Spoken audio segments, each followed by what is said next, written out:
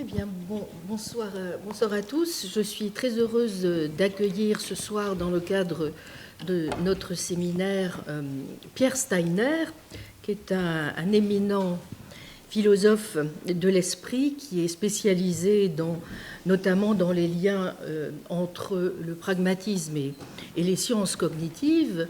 Pierre enseigne à l'université de Compiègne et il a beaucoup travaillé notamment sur des questions à une époque où c'était relativement confidentiel, en France en tout cas, sur l'inférentialisme.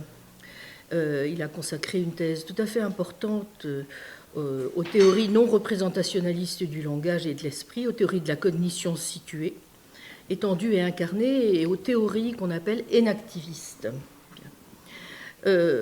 Pierre a publié aussi sur les limites de la représentation, sur un important débat en philosophie de l'esprit entre l'internalisme et l'externalisme, ou encore sur ce qu'on appelle l'erreur du psychologue selon William James. Alors, c'est vrai que ce qui fait l'importance de sa réflexion, c'est qu'elle s'inscrit évidemment dans une large mesure dans la lecture d'auteurs classiques du pragmatisme, Dewey, James, mais aussi Peirce, Wittgenstein, et contemporain, notamment, il a beaucoup travaillé sur l'œuvre de Brandom. Il vient tout juste de diriger un excellent numéro de la Revue internationale de philosophie, consacré à la réévaluation de la pensée de William James. Donc, quoi de mieux que lui pour nous parler, dans le cadre de la réévaluation du pragmatisme aujourd'hui, d'un sujet que j'attends avec impatience, pragmatisme analytique et pragmatisme post-analytique. Voilà, bienvenue Pierre, et donc je vous laisse la parole. Bien, je vous remercie beaucoup pour cette invitation et pour cette présentation. Alors, je me propose aujourd'hui de contribuer de deux manières à une réévaluation du pragmatisme. Premièrement, en reconsidérant certains rapports historiques et topiques entre le pragmatisme et la philosophie analytique, au moyen d'un examen de la portée et des limites respectives des concepts de pragmatisme analytique et de pragmatisme analytique. Deuxièmement, à partir des acquis de cet examen, j'esquisserai les contours d'un pragmatisme qui serait à la fois analytique et post-analytique, dans des sens qu'il faudra évidemment préciser, en philosophie de l'esprit. Plus précisément, il s'agirait d'un positionnement pragmatiste à propos du statut du vocabulaire intentionnel et du statut ontologique des épisodes mentaux conceptuels que nous décrivons et attribuons au moyen de ce vocabulaire.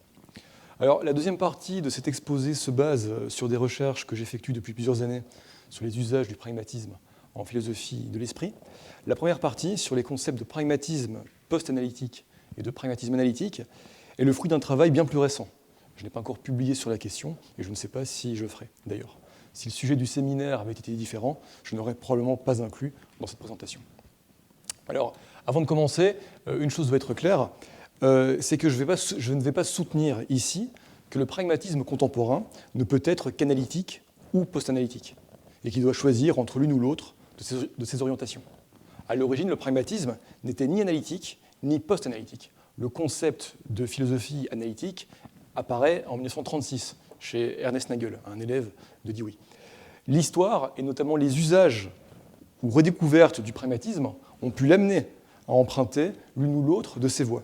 Mais même aujourd'hui, le pragmatisme, et notamment ses usages dans d'autres disciplines, en sciences sociales, en sciences politiques, en sciences cognitives par exemple, peut être ni analytique ni post-analytique. Mais pour savoir de quel pragmatisme il s'agit alors, il peut être opportun de le considérer par rapport aux voies analytiques et post-analytiques. Être pragmatiste, c'est accepter, voire encourager un pluralisme à propos des types de pragmatisme, mais le pluralisme auquel j'adhère n'est certainement pas un œcuménisme. Alors, je passe donc au premier point. Alors, avant de s'intéresser au concept de pragmatisme post-analytique, il faut d'abord s'intéresser à un genre dont il n'est peut-être qu'une espèce, à savoir le genre de philosophie post-analytique.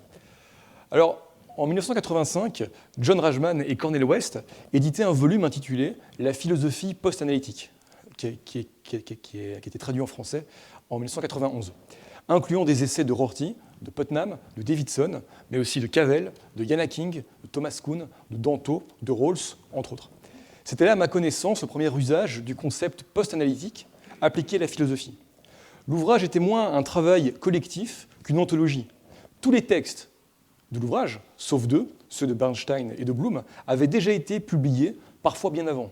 Le texte de Davidson était un texte séminal sur l'idée même de schème conceptuel. Ce texte avait été publié en 1973, donc 12 ans avant l'édition et sa reprise dans l'ouvrage. Le texte de Rawls datait, lui, de 1975. Aucun auteur ne parle, dans l'ouvrage, de philosophie post-analytique. Il s'agissait pour les éditeurs de rassembler ces textes dans l'optique de définir et d'exemplifier les contours d'une phase post-analytique de la philosophie, et notamment ses conséquences pour l'histoire des sciences, la théorie littéraire et la philosophie politique. La préface des deux éditeurs mentionne que la philosophie post-analytique ne s'élabore pas seulement à partir des critiques de l'empirisme logique, elle va surtout à l'encontre de ce qu'ils nomment l'uniformité de la philosophie analytique, sans préciser si cette uniformité est méthodologique, relève de doctrine ou encore est stylistique. L'énergique postface de Cornel West est davantage révélatrice. La critique de la tradition analytique proposée par Rorty, dit West, à partir de Quine, Sellars, Goodman et Davidson, pour être authentiquement post-analytique, doit nécessairement avoir des conséquences institutionnelles, concernant notamment le décloisonnement académique de la philosophie, et politique. Elles doivent amener à repenser le rôle de la philosophie et du philosophe dans la culture. West et Rajman critiquent notamment ce qu'ils appellent la professionnalisation excessive de la philosophie analytique, même celle du post-empirisme logique, sa technicisation qui lui ferait oublier d'aborder les grandes questions éthiques ou existentielles, son cloisonnement disciplinaire, politique et culturel, son ignorance de l'histoire et de ses racines, la surreprésentation de certaines classes sociales dans les départements de philosophie aux États-Unis en tout cas, et son isolement par rapport aux autres courants de la philosophie contemporaine et son scientisme. Il faut surtout attendre les années 2000 pour retrouver le concept post-analytique dans la littérature. Mais il y a au moins 3 exceptions. Le premier, c'est un ouvrage d'entretien avec Quine, Davidson et Rorty, qui est intitulé The American Philosopher, qui paraît en 1994. Là aussi, aucun philosophe n'utilise ou ne se réclame du concept de philosophie post-analytique. C'est l'auteur qui utilise ce concept pour questionner les auteurs. Et alors, il y a aussi un texte de Sandra Logier qui paraît en France en 1995, qui s'intitule « Y a-t-il une philosophie post-analytique ?» et une conférence de Pascal Angel qui paraît la même année et qui a le même titre mais en anglais « Is there any such thing as post-analytic philosophy ?» Évidemment, les deux auteurs ont des vues très différentes proposent des réponses très différentes à la question. On retrouve le concept ensuite dans les années 2000, dans des titres d'ouvrages. Par exemple, ici, je vais mentionner Wittgenstein et Gadamer vers une philosophie post-analytique du langage de John Lone. Clair sur une régularité, la philosophie post-analytique devrait s'élaborer à partir de rencontres entre des auteurs analytiques et des auteurs dits continentaux. On retrouve aussi le concept dans les titres de chapitres et d'ouvrages ou d'articles. Le philosophe britannique Stephen Mollal s'en réclame. Dans son ouvrage Beyond Realism and Anti-Realism, David Hildebrand utilise aussi l'expression philosophie post-analytique pour qualifier les travaux de Putnam et de Rorty. Les deux seraient des philosophes post-analytiques, mais leur pragmatisme différait au niveau de ce qu'il y a après ce moment post-analytique. À partir des années 2000, et surtout chez Mollal, qui en parle assez bien, le concept peut désigner les œuvres de certains philosophes importants de la deuxième moitié du XXe siècle. Rorty, Putnam, on l'a vu, mais aussi Stanley Cavell, Martha Nussbaum, Iris Murdoch, Charles Taylor, John McDowell ou encore Cora Diamond, mais aussi parfois Quine et Wittgenstein. Là aussi, une ambiguïté apparaît entre une philosophie post-analytique présente et une philosophie post-analytique parce que post-empiriste logique, chez Quine ou en un sens chez Wittgenstein. Dans le cas de Mollal, l'épithète désigne généralement une famille de philosophes et de pensées qui, en étant initialement issus de la tradition analytique, au niveau de la formation, au niveau de leurs travaux de jeunesse, ont remis en question certains de ces présupposés fondamentaux. Les buts de la philosophie, ses méthodes, son caractère excessivement professionnel, ou encore son éventuelle scolastique excessive, parfois en soulignant ses égarements et son appauvrissement quand il s'agit de penser des questions fondamentales. Et l'ont surtout amené à fréquenter de nouveaux territoires, nouvelles questions, nouvelles méthodes, nouveaux auteurs, nouvelles traditions, étrangères ou encore préanalytiques. Dans tous les cas, post-analytique marque une provenance, voire un héritage de certains points. La prise de distance ou la critique par rapport à la tradition analytique se font donc de l'intérieur, dans une perspective émancipatrice. Alors ça paraît un peu plus clair, mais en fait ça ne l'est pas. Il y a 3 ambiguïtés centrales qui demeurent, qui sont vraiment propres à ce concept. La première, déjà mentionnée, c'est que post-analytique peut désigner un fait, une réalité, une ère dans laquelle nous serions rentrés, qui impliquerait évidemment la fin de la philosophie analytique, mais aussi un projet ou une visée qui serait portée par un individu ou par un collectif. L'épithète peut ainsi désigner l'étape d'une pensée individuelle qui critique, qui s'émancipe, qui prend progressivement congé de la philosophie analytique.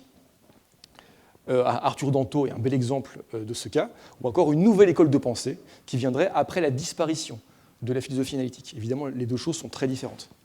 Deuxième ambiguïté, post-analytique peut signifier une poursuite révisée de la tradition analytique, une extension, une transformation, un retour en arrière, vers le pragmatisme, vers Emerson par exemple, chez Cavell, un tournant, mais aussi un rejet ou un remplacement, car il y aurait une mort ou une prise de congé. Le post-analytique peut aussi mener évidemment vers le non-analytique ou vers la fin de la philosophie, comme chez Rorty. C'est seulement en préservant ces 2 ambiguïtés que l'on pourrait penser que Rorty, Cavell, Putnam ou Quine sont post-analytiques de la même manière. J'en profite pour signaler que contrairement à ce que l'on croit souvent, on ne trouve pas ce concept de post-analytique chez Rorty. On trouve beaucoup les concepts de post-positiviste et de post-philosophique. La fin de l'introduction de l'anthologie éditée par Rorty, Le tournant linguistique, qui paraît en 1967, est vue pour beaucoup comme marquant la naissance de l'idée de philosophie post-analytique, bien avant l'émergence du concept.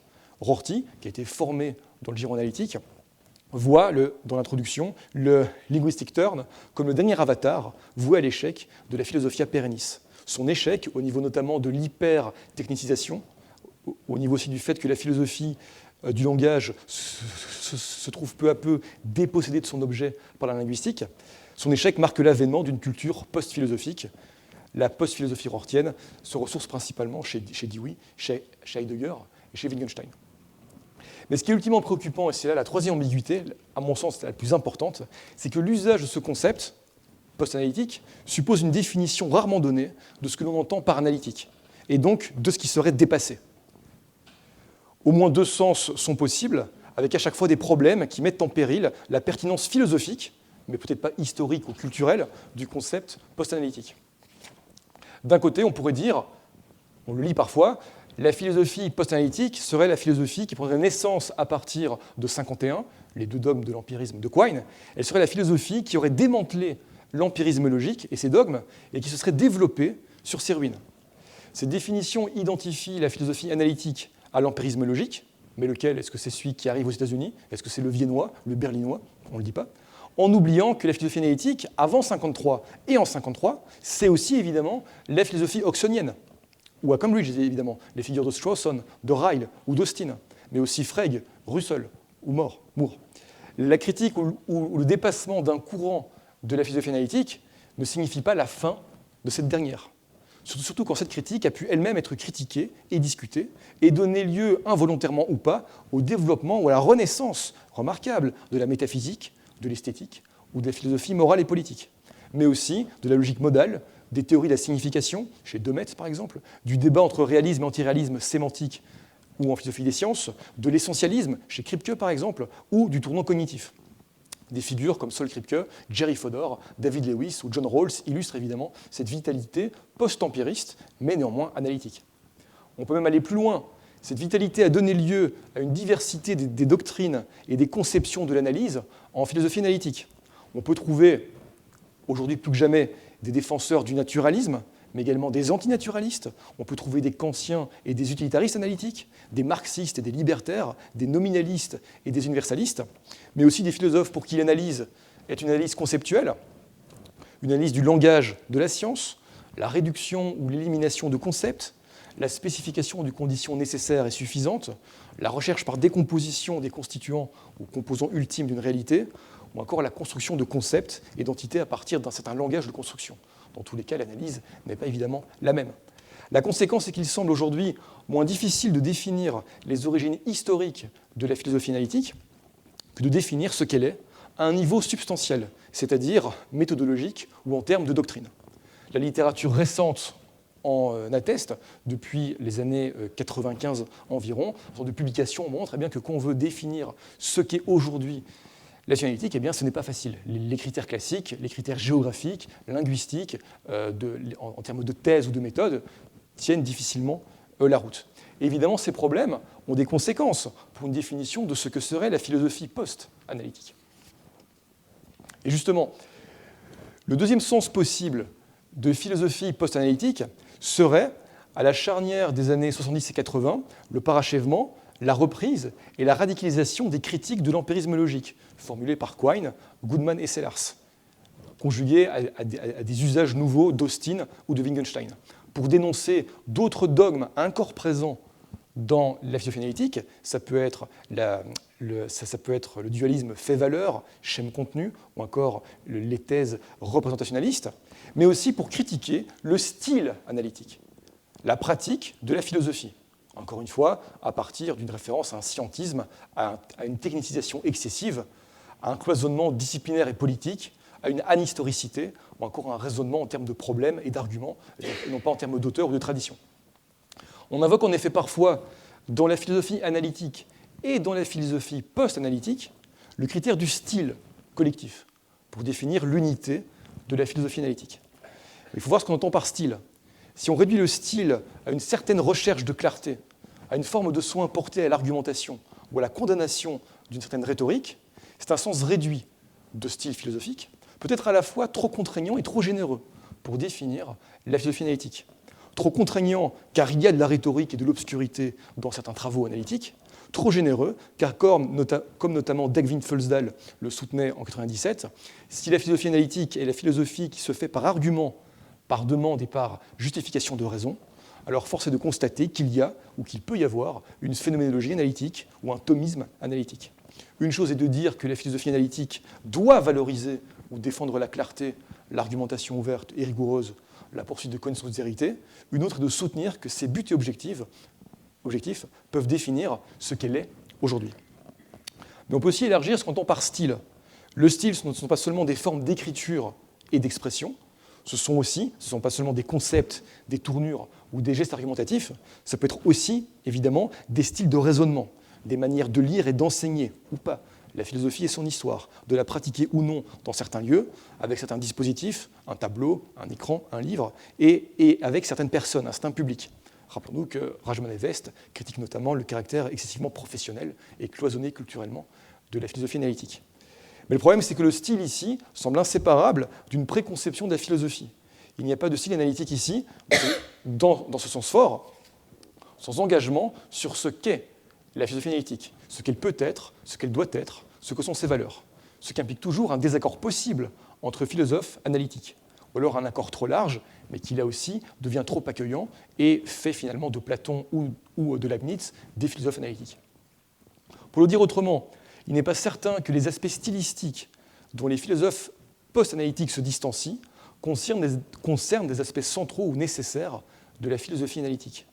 Qu'ils soient statistiquement répandus est une chose, qu'ils définissent ce qu'elle est une autre chose, évidemment. Il ne s'agit pas de confondre des critères généralement efficaces pour reconnaître un travail analytique, défense de certaines valeurs, concepts, travail sur des problèmes et pas des textes, une certaine scolastique, un style d'argumentation, avec des conditions nécessaires et suffisantes permettant de définir ce qu'est la philosophie analytique.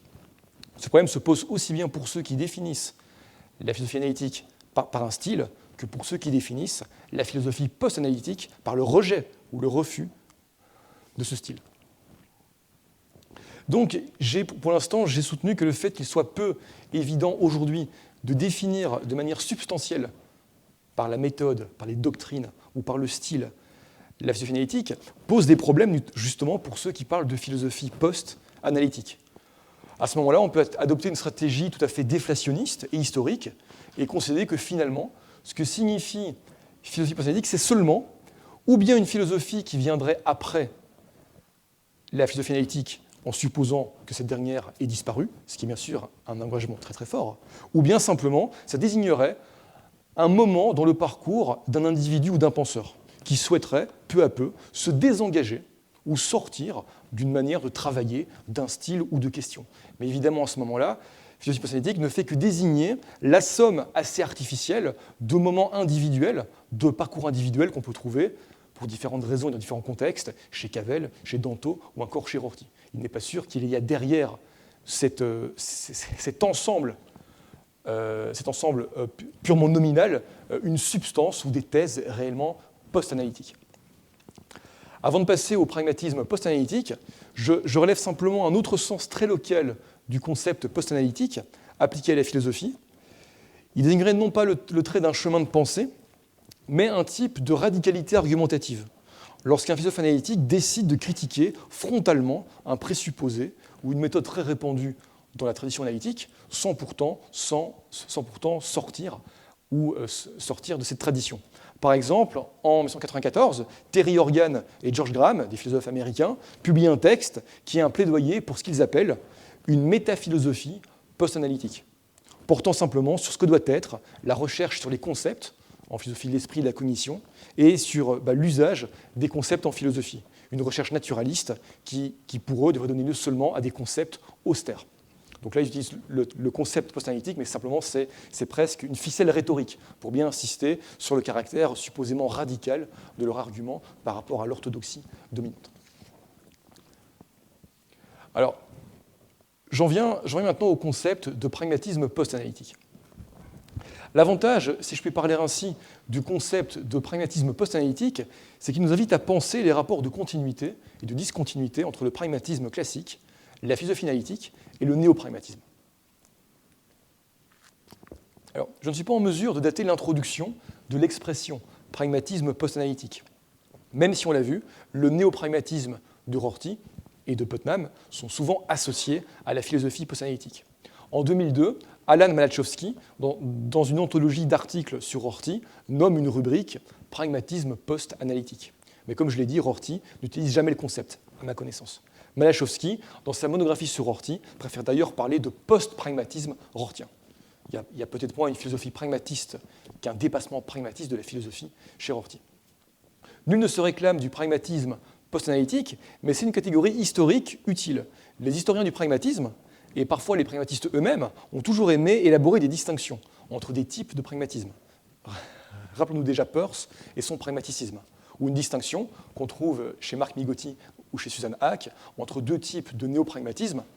D'un côté, un pragmatisme réformiste, antifondationnaliste et faillibiliste, qui insisterait sur les liens entre le savoir et l'action, et qui resterait attaché à des questions classiques sur la vérité, l'objectivité ou la valeur de la connaissance.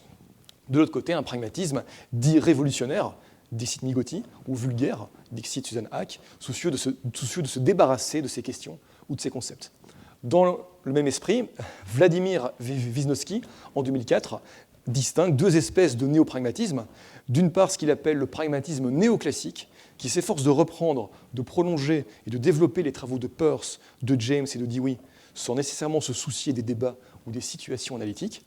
D'autre part, le pragmatisme qu'il appelle post-analytique, justement, qui résulterait de ce qu'il appelle une pragmatisation croissante de la philosophie analytique. De deux manières possibles.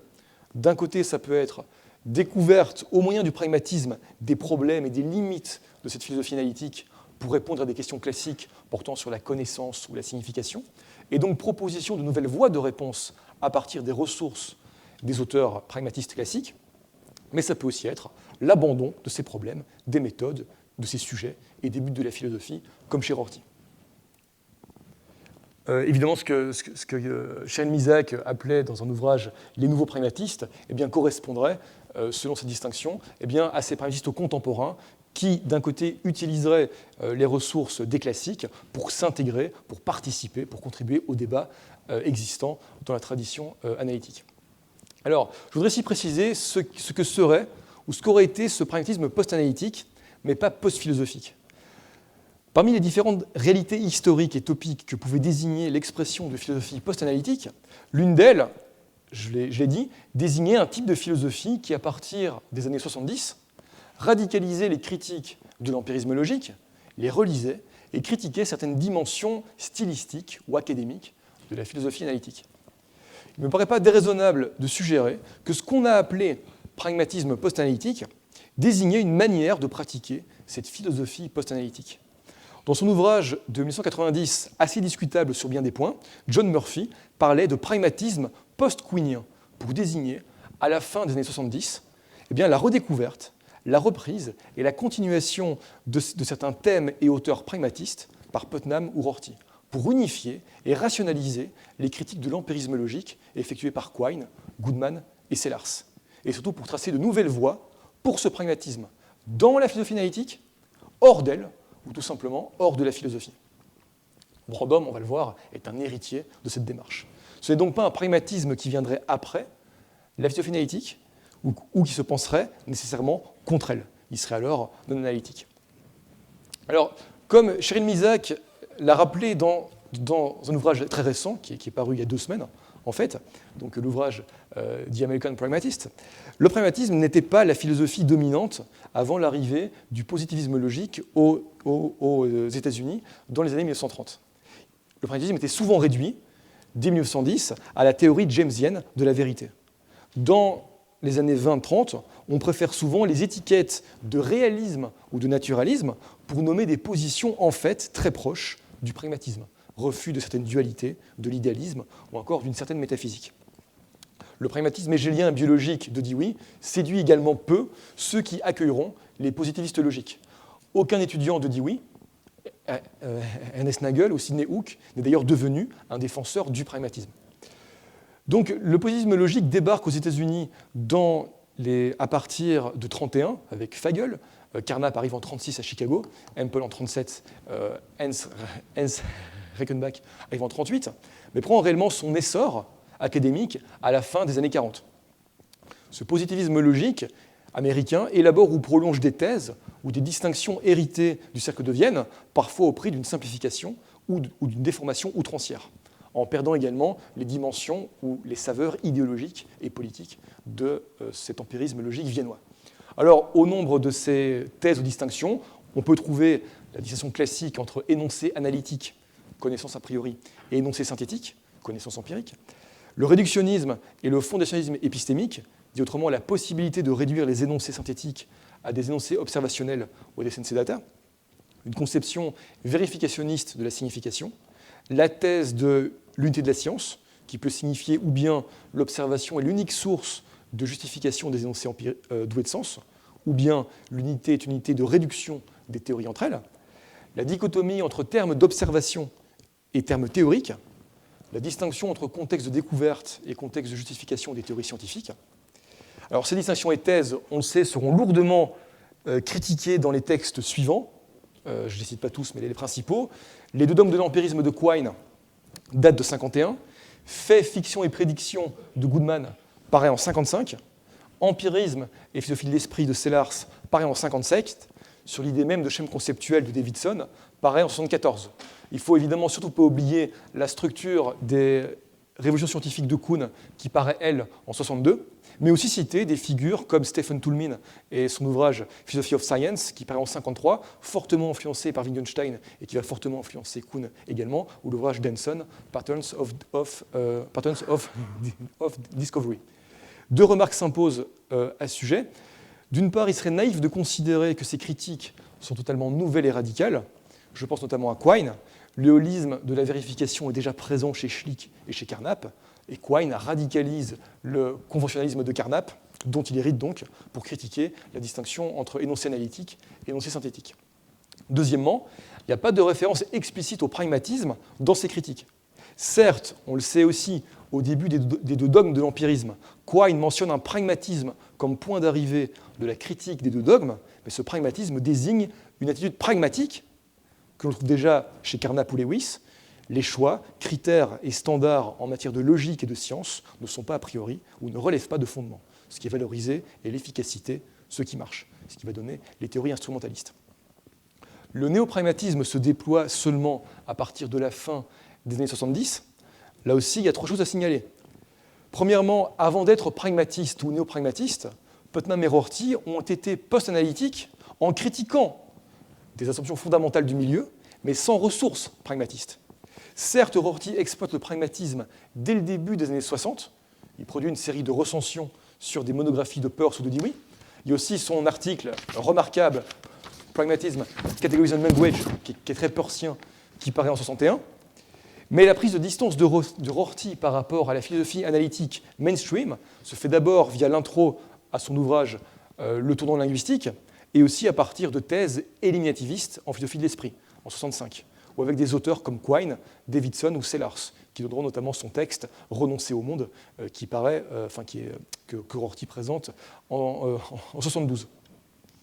Les auteurs pragmatistes prennent une place centrale chez Rorty à la fin des années 70. Putnam, lui, critique d'abord l'empirisme logique au moyen d'un réalisme métaphysique très fort, auquel il renonce au milieu des années 70, au profit d'un réalisme interne, mobilisant à ce moment-là Peirce, Dewey ou James. Avant ça, Putnam pouvait citer Peirce et Dewey, mais assez peu et surtout avec pas mal de méconnaissances. Putnam a longtemps fait de Peirce un ancêtre de la conception vérificationniste de la signification. Putnam et Rorty sont donc pragmatistes pour entraîner la philosophie sur de nouvelles voies, mais pas avant 1975. La question se pose, que se passe-t-il de pragmatiste entre 51 et 75 ? On peut certes penser à des figures comme Morton White ou encore la redécouverte de la sémiotique de Peirce. On pourrait dire évidemment que le pragmatisme revit via les figures de Goodman, de Sellars, de Quine ou Davidson, mais celle-là allait un peu vite en besogne. Alors je cite ici Jean-Pierre Cometti, qui écrivait récemment dans son ouvrage « Qu'est-ce que le pragmatisme ?» Je le cite. « On pourrait être tenté de penser que l'empirisme, privé de ses dogmes, a progressivement débouché sur une sorte d'évidence naturelle du pragmatisme, comme si Peirce, James et Dewey avaient patiemment attendu qu'une parenthèse se fût refermée, pour se rappeler enfin à notre attention. Une telle vision des choses ferait bon marché de ce que le pragmatisme doit à la dite parenthèse. Elle sous-estimerait aussi gravement les réserves qu'appellent plus d'une vue de Peirce, de James et de Dewey, au regard de ce qu'ont permis de comprendre les travaux majeurs qui ont vu le jour à partir de la brèche que Quine a ouverte dans la forteresse empiriste. Enfin, elle passerait sous silence la contribution particulière que certains travaux, comme ceux de Rorty, ont apporté à la renaissance des idées pragmatistes. L'auteur a raison de souligner à quel point les vues de Peirce, James et Dewey n'étaient pas évidentes à Quine, Goodman, Sellars ou Davidson. Il y avait une méconnaissance générale de Peirce, sauf peut-être pour Sellars. Il y avait surtout une identification du pragmatisme à la théorie jamesienne de la vérité. Et il y avait également une épistémologie assez faible et assez peu formelle de Dewey. Dewey lui-même qui parlait volontiers de scolasticisme pour désigner l'empirisme logique. Certes, dans ces Dewey Lectures données à Columbia en 68, Quine loue le naturalisme de Dewey et sa théorie behavioriste de la signification, mais considère ailleurs que l'on pourrait très bien se passer du concept de pragmatisme. Donc, la contribution du pragmatisme au démantèlement direct du positivisme logique a été très faible. Le pragmatisme post-analytique trouve plutôt sa source dans le constat émergent dans les années 70 que les arguments de Quine, Goodman, Sellars et Davidson renouaient indirectement et involontairement avec des thèmes pragmatistes classiques, au rang desquels on peut compter la critique du représentationnalisme au niveau des théories de la connaissance, de la croyance, de la signification et de la vérité, une critique de l'analyse comme décomposition des phénomènes vers des unités premières, l'insistance sur l'impossibilité de partir de nulle part, du doute absolu ou d'évidence première pour commencer l'enquête, la non-nécessité de rechercher ou de trouver des fondements à nos pratiques épistémiques, linguistiques, politiques, fondements qui seraient situés hors de ces pratiques. Valorisation également du faillibilisme. Là aussi, à chaque fois que ce soit Peirce, Dewey ou James, avec des voix très différentes et des conséquences très différentes. Enfin, méfiance à l'encontre des dualités qui sont érigées en dichotomie. Fait-valeur, esprit-corps, esprit-monde, théorie-pratique ou encore analytique-synthétique. Il y a un dernier thème qui était moins porteur, au sens où il était difficile de le retrouver directement sous la plume de Quine, par exemple, c'est l'extension de l'expérience, au-delà des sensei data, des qualia, de la sensibilité, des sensations ou des vécus, que ce soit par le concept, par la catégorie de la tiercéité chez Peirce, que ce soit l'expérimentalisme chez Dewey, ou encore l'empirisme radical de James. À chaque fois, il s'agit d'inscrire l'expérience dans des environnements culturels et politiques, mais aussi étendre l'expérience à l'expérience religieuse, l'expérience démocratique, juridique et la pensée dans les pratiques. Ça implique un pluralisme, une ouverture de la philosophie par rapport à d'autres domaines de la culture qui se retrouvent assez peu notamment dans les postures naturalistes, voire réductionnistes de Quine, par exemple. Alors, à partir de ces thèmes, il s'agit de radicaliser, de nuancer ou d'étendre ces critiques de l'empirisme logique et surtout de penser leurs conséquences pour la philosophie ou la post-philosophie, chez Rorty. Dernière remarque à ce niveau-là, c'est si le pragmatisme est redevable à la parenthèse de l'empirisme logique et de ses critiques, cette parenthèse doit aussi quelque chose au pragmatisme. Le pragmatisme n'a pas été complètement éclipsé par l'empirisme logique, pour le meilleur ou pour le pire. Si ce dernier a pu s'implanter sur le sol américain, c'est à partir de certaines caractéristiques de ce sol, caractéristiques liées au pragmatisme. C'est du moins ce que suggère Sheryl Misak dans son ouvrage déjà évoqué et paru récemment. En s'intéressant au rôle de figures comme Lewis, Morris, Cohen ou Nagel, on constate que certains éléments pragmatistes étaient présents quand l'empirisme logique est arrivé. Et Misak va même plus loin. Dès le départ, il y aurait des affinités entre empirisme logique et pragmatisme. Et le pragmatisme a influencé le développement de l'empirisme logique américain dans le sens d'un assouplissement de ce que Quine appellera plus tard ses dogmes. Carnap lui-même avouera cette influence, venant de Morris probablement, qui s'exemplifie notamment par la prise en compte des dimensions sociales de la connaissance et l'idée qu'un système conceptuel repose et implique des décisions pratiques. Dans l'article Testabilité et signification de 1936, Carnap constate l'accord entre l'empirisme viennois et le pragmatisme à la Lewis. Que retenir de ces remarques historiques et comment les considérer en relation avec ce que j'ai pu soutenir sur le sens du concept pragmatisme post-analytique? Eh bien, c'est que s'il y a un pragmatisme post-analytique, c'est d'abord un moment historique et passé du pragmatisme qui relie, enrichit et développe les critiques de l'empirisme logique, indirectement ou parfois directement liées au pragmatisme. Pragmatisme post-analytique ne peut pas signifier un pragmatisme qui aurait connu une renaissance en critiquant la philosophie du positivisme logique, car cette dernière n'a pas été critiquée à partir du pragmatisme.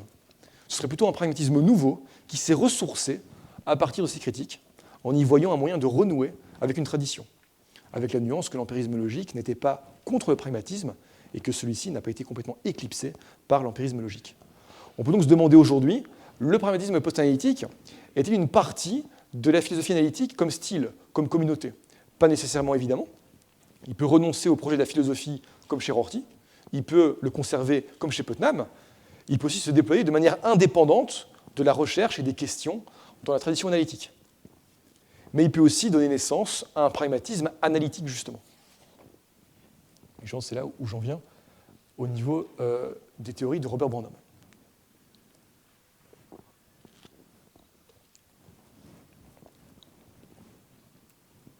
Alors, le premier à parler de pragmatisme analytique a été, je pense, le philosophe Tom Rockmore.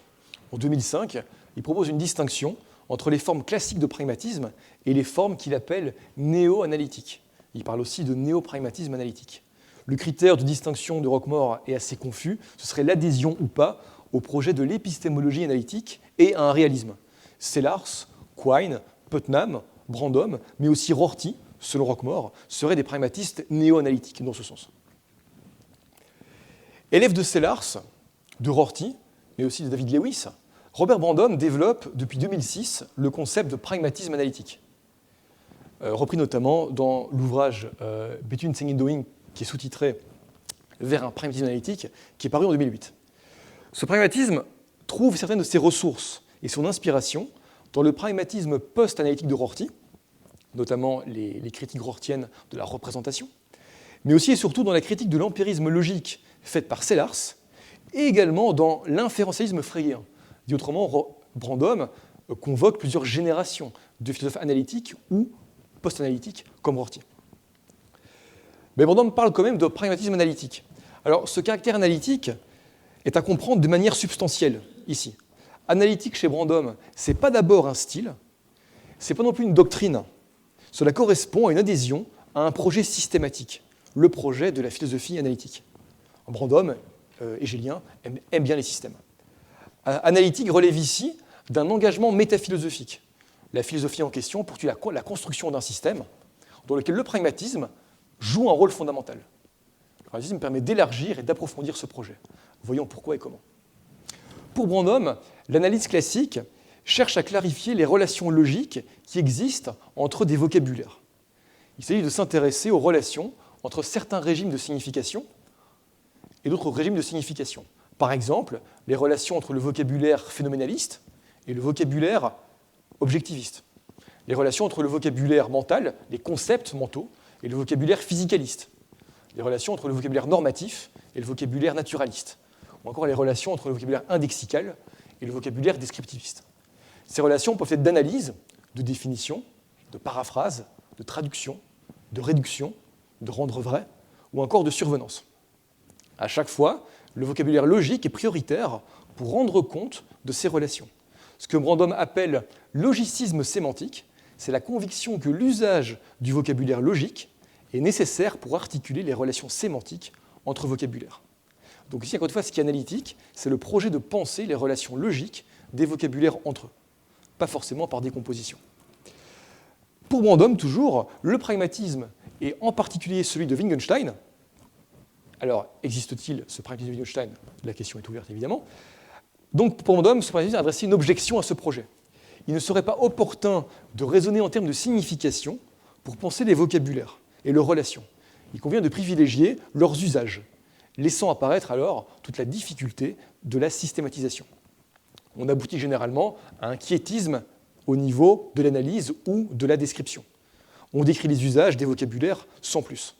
Alors certes, pense Brandom, la philosophie ne peut pas se réduire à l'analyse, mais elle pourrait justement peut-être, on peut quand même néanmoins maintenir ce projet d'analyse systématique en y intégrant l'exigence et les moyens de penser les relations d'usage, et pas seulement de signification, entre les vocabulaires. John McDowell, pour qualifier ce projet de Brandom, parle de transplanter des organes sains sur un cadavre en décomposition. Donc essayer d'appliquer le pragmatisme sur quelque chose qui connaît une banqueroute, à savoir le projet d'analyse classique. Pour Brandom, certains dans la tradition ont déjà poursuivi ce projet élargi, à savoir analyse sémantique et pragmatique des relations entre vocabulaires. Prenons par exemple empirisme et philosophie de l'esprit de Sellars. Sellars critique la réductibilité supposée du vocabulaire objectif factuel au vocabulaire phénoménaliste, en suggérant qu'aucun élément de base du vocabulaire phénoménal n'est discursivement autonome, en pouvant être déployé seul et sans autre vocabulaire. Il n'y a pas de pratique discursive qui puisse seulement consister dans la production d'énoncés d'observations non inférentielles. Dans une veine peircienne, Sellars soutient que pour que les énoncés aient un contenu cognitif, ils doivent pouvoir tenir lieu de prémices donnant lieu à des conclusions. Cela présuppose une application inférentielle des concepts. Pour Brandom, Sellars montre en fait qu'on ne peut pas avoir la capacité à dire ou penser comment les choses apparaissent, à moins d'avoir la capacité à dire comment les choses sont. Dit autrement, les pratiques qui sont suffisantes pour dire ce qui est sont nécessairement incluses dans les pratiques qui suffisent à déployer un vocabulaire phénoménaliste. C'est un point important pour Brandom, qui est rendu possible par l'examen de deux relations fondamentales entre vocabulaires. La première, c'est une relation de suffisance entre une pratique et un vocabulaire, qui est obtenue lorsque s'engager dans certaines pratiques suffit pour déployer un type de vocabulaire. Deuxièmement, une relation de suffisance entre un vocabulaire et une pratique, quand un vocabulaire est suffisant pour spécifier des pratiques ou des capacités. Quand un vocabulaire V1 est suffisant pour spécifier des pratiques ou des capacités qui sont elles-mêmes suffisantes pour déployer un vocabulaire V2, alors V1 est ce que Brandom appelle un métavocabulaire pragmatique par rapport à V2. Il y a alors une relation sémantique qui est pragmatiquement médiatisée entre V1 et V2. Et ce sont ces relations, pour Brandom, qui sont fondamentales entre les vocabulaires. Il s'agit alors de repenser de cette manière et via la logique les relations entre les vocabulaires mentionnés plus haut. Cela permet pour Brandom de clarifier, voire de formaliser certaines controverses, certains résultats ou certains débats qui ont pris place dans la tradition analytique. John Perry et Elisabeth Anscombe ont suggéré par exemple que ce qui est exprimé par le vocabulaire indexical, en particulier dans des contextes modaux ou épistémiques, ne peut pas être exprimé par le vocabulaire non indexical. Pour Brandom, ici, il y a une relation sémantique qui est pragmatiquement médiatisée entre ces vocabulaires. En dépit de l'irréductibilité sémantique du vocabulaire indexical au vocabulaire non indexical, il est néanmoins possible de dire, dans des termes non indexicaux, ce que l'on doit faire pour déployer correctement le vocabulaire indexical. Il s'agit aussi de repenser le rôle de la logique. Le logisme sémantique, c'est le terme de Brandom, comme conviction que l'usage du vocabulaire logique est nécessaire pour articuler les relations sémantiques entre vocabulaires dérive du fait plus général pour Brandom que la capacité d'utiliser le vocabulaire logique est implicite dans la capacité de déployer tout type de vocabulaire et possède la fonction expressive de rendre explicite ce qui était déjà présent dans l'usage de tout vocabulaire. Alors, je voudrais maintenant revenir sur le concept de vocabulaire et sur l'importance de comprendre les vocabulaires de manière expressiviste, comme Hugh Price a pu récemment le soutenir en dialogue critique avec Brandom. Cela m'amènera alors naturellement à la deuxième partie de mon exposé consacrée au statut du vocabulaire intentionnel. Alors, qu'est-ce qu'un vocabulaire ? Un vocabulaire ici, c'est un ensemble historique de concepts, les concepts modaux, les concepts normatifs, les concepts moraux, mais aussi, de manière plus large, de signification, de propositions, de descriptions, de théories et de valeurs liées à ce que nous faisons et voulons faire, expliquer, prédire, justifier, dans un contexte donné. Brandom emprunte le concept à Rorty, mais on le trouve aussi chez Davidson, et surtout chez Quine. Le concept de vocabulaire, c'est un concept post-quinien. Pour Quine, on ne peut plus, dans un système de croyances humaines, déterminer énoncé par énoncé la contribution respective de l'esprit humain ou du langage et celle de l'environnement. Il n'y a plus de séparation entre les engagements sémantiques et les engagements empiriques. Un vocabulaire n'est donc pas une matrice linguistique qui décrirait d'une certaine manière un contenu d'expérience neutre. Pour le pragmatisme et pour l'expressivisme de Price, un vocabulaire n'a pas de relation représentationnelle avec l'environnement. Un vocabulaire est un outil qui nous permet de nous accorder avec l'environnement au niveau de la prédiction, du contrôle ou de la compréhension. Les vocabulaires ne peuvent être individués sans prendre en compte les buts, les intérêts qu'ils servent, buts et intérêts eux-mêmes descriptibles dans le cadre du vocabulaire. Alors, Hugh Price a récemment proposé de convoquer les ressources du pragmatisme de Dewey et de Rorty surtout pour renforcer l'expressivisme et son opposition au représentationnalisme. Pour l'expressivisme global de Price, il faut s'intéresser à l'usage, à la fonction et à la signification pragmatique des vocabulaires plutôt qu'à leurs attributs sémantiques. Dit autrement, les vocabulaires, par exemple le vocabulaire moral ou modal, ne représentent rien, ils expriment des intérêts, des buts, des valeurs, des projets, des attitudes solidaires d'usage, évidemment, et il suffit de s'intéresser à ces contextes d'usage pour comprendre tout ce qu'il est nécessaire de comprendre sur les vocabulaires et sur leurs objets, justement. Donc s'intéresser par exemple aux usages distinctifs du vocabulaire modal en mettant de côté des questions à propos des états de choses modaux ou moraux. Price voit en fait le minimalisme sémantique et le pluralisme expressiviste comme des produits de ce qu'il appelle, je cite, des graines pragmatistes dans le courant dominant analytique. Price défend un expressivisme global, donc plus large que celui de Blackburn par exemple, plus sceptique que Brandom sur l'opportunité d'élaborer une théorie de la connaissance, une théorie des normes, une théorie des faits ou une théorie de la représentation. Même pensée de manière inférentialiste. Price considère que Brandom donne encore trop d'importance à l'assertion pour penser les pratiques linguistiques. Price veut préserver un sens au concept de représentation, mais un sens uniquement fonctionnaliste, où la référence n'a pas de connotation métaphysique. On retrouve ici une opposition au représentationnalisme de la considération du statut des vocabulaires, mais aussi au niveau d'une critique de l'idée qu'il existerait des représentations ou des épisodes représentationnels qui présenteraient intrinsèquement, indépendamment de nos pratiques, des pouvoirs signifiants ou épistémiques. Je me propose maintenant, dans la dernière partie de cette présentation, d'exploiter justement les ressources non représentationalistes du pragmatisme pour penser le statut du vocabulaire intentionnel.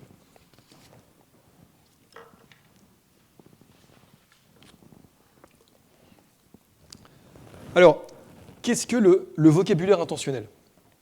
Il s'agit ici de l'ensemble des verbes, des concepts, et plus largement des schèmes narratifs que nous utilisons lorsque nous décrivons, prédisons ou expliquons le comportement de créatures en considérant que ces créatures entretiennent des relations avec des contenus propositionnels ou intentionnels, via une série de ce qu'on appelle des attitudes, croyances, désirs, jugements, intentions.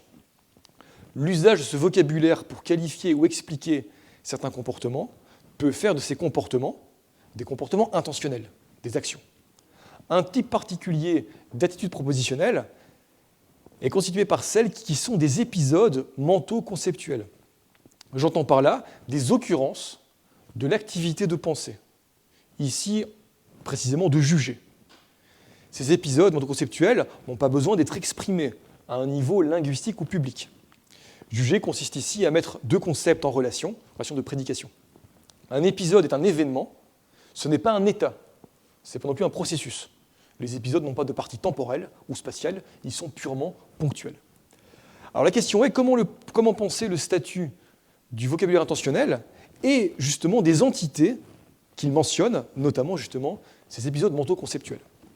Alors, pour une stratégie élignativiste, qu'on peut déjà trouver chez Quine, qui parlait de l'idiome dramatique des attitudes propositionnelles, on va considérer que le vocabulaire intentionnel ne réfère à rien. Les entités, comme les épisodes mentaux-conceptuels dont ils posent l'existence, n'existent pas. Ce ne sont que des façons de parler ou des pseudo-entités. On retrouve cette position évidemment chez des philosophes contemporains comme Paul ou Priscilla Churchland, Stephen Stich, en un sens très différent, ou encore John Bickel. Une stratégie représentationnaliste considérera que les usages du vocabulaire intentionnel et des concepts intentionnels ont pour fonction de décrire des faits. Et donc que les usages corrects sont corrects parce qu'ils sont rendus vrais par ce qu'ils décrivent. Les énoncés par lesquels nous attribuons des pensées, par exemple, lorsqu'ils sont vrais, décrivent des événements, typiquement des événements intérieurs, phénoménalement et ou physiquement. Attribuer une pensée, c'est attribuer un état de choses objectif et généralement interne à une personne. Généralement, on fait référence à des épisodes internes qui seraient intrinsèquement représentationnels. On trouve ça chez Searle, chez Fodor ou encore chez Fred Gretzky.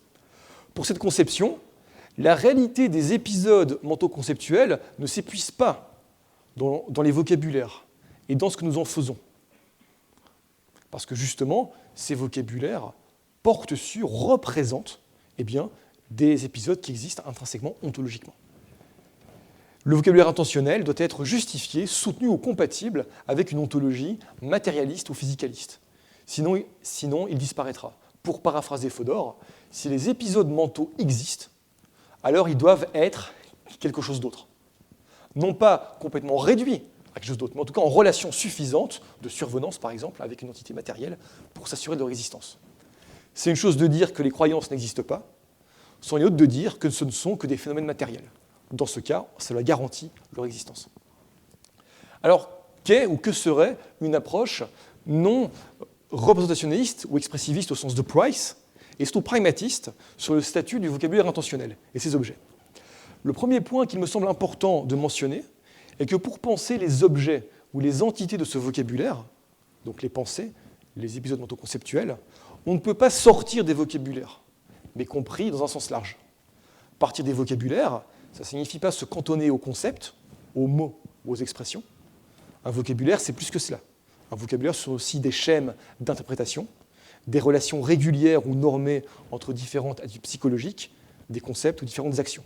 Ce sont aussi des pratiques d'attribution de pensée.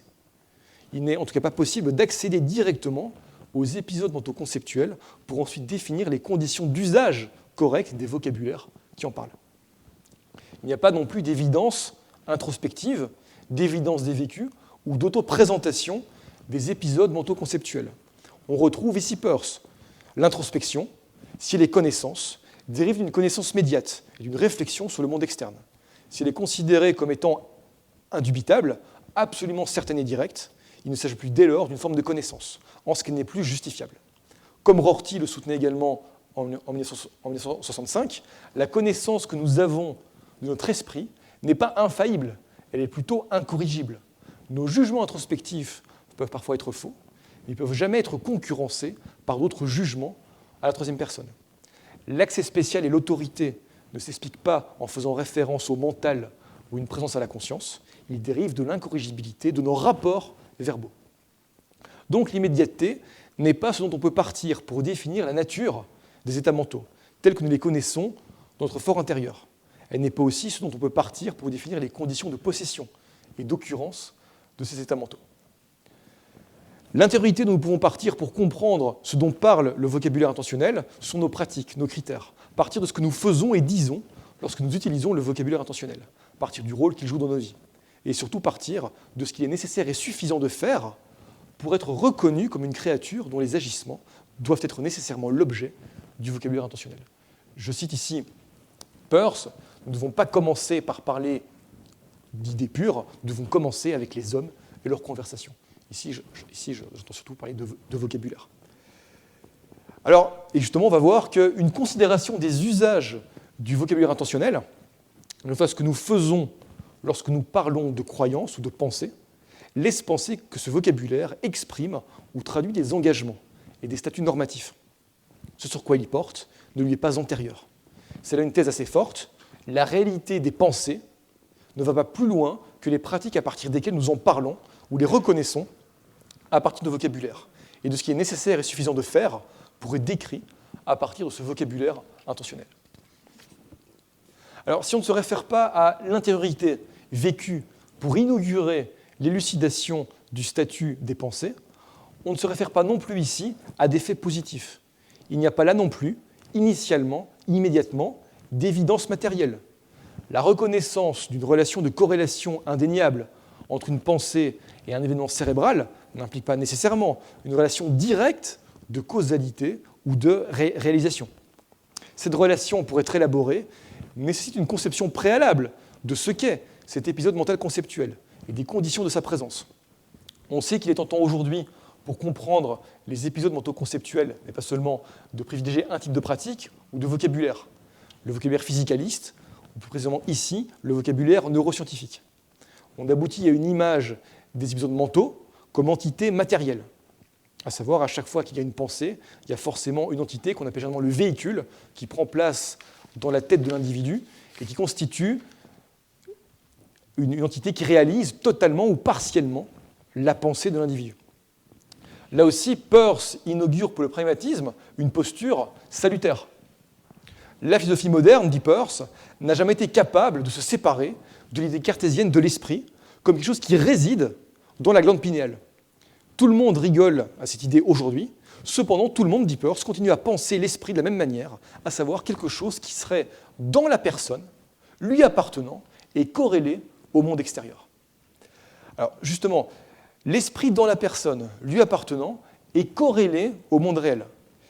L'idée, c'est que si on procède en partant d'une internalité spatiale des pensées, on les sépare du monde.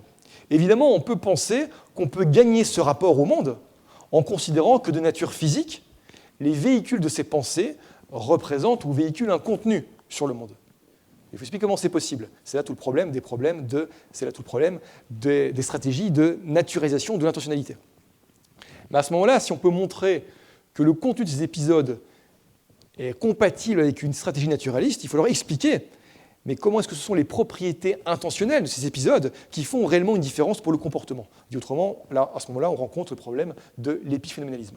Dit autrement, je m'écarte de la possibilité d'utiliser Peirce éventuellement pour concevoir une stratégie naturaliste large sur l'intentionnalité, pour me concentrer plutôt sur une stratégie de délocalisation du mental. Alors cette posture ici, elle est à la fois analytique et post-analytique.